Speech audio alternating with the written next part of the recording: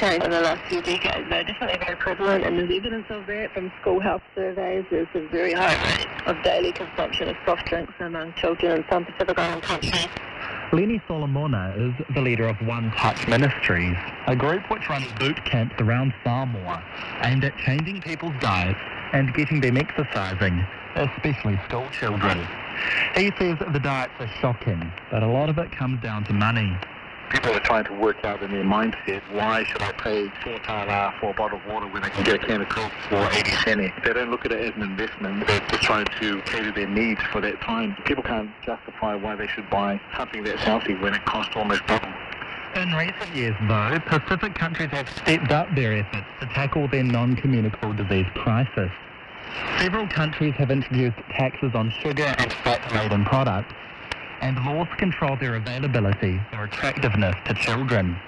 Dr. Teng, who has researched sugar taxes around the world, says there are early signs of success. In the last 2 to 3 years, there's been nearly a dozen reports and papers that have been published looking at the impact of soft drink taxes around the world in places like Mexico and California, Philadelphia, Catalonia and Spain. These results are very clearly showing that soft drink taxes do reduce consumption of sugary beverages, which is, a really important policy option for the Pacific. But in introducing these measures, small island governments are coming up against a juggernaut of industry opposition. Around the world, the battle over taxing sugar-sweetened beverages has become a ferocious policy clash across health, science, politics and money. And as their growth slows in wealthier nations, companies like Nestle and Coca-Cola have been expanding their presence in the developing world. Colin Tukuitonga says that's especially true in the Pacific. They know that the pressure is on mainly in Australia and New Zealand and developed nations, and they recognise the weaknesses in the regulatory environment, in the awareness of people in the region, and this is a reason why they're targeting the Pacific. It's part of their strategy looking to new markets, and the Pacific, even though it's small numbers by global terms, is still potentially a lucrative market. A spokesperson for Coca-Cola says while it's looking to protect its business interests, it does take the NCD crisis in the Pacific seriously. We are committed to the health and well-being of the Pacifica communities we operate in. Our focus is in offering more choice and to help people consume less sugar. We are rethinking our recipes to include more low and no sugar options. Examples of this is the availability of Coke Zero in Samoa and the recent launch of Coca-Cola No Sugar in both Fiji and Tonga.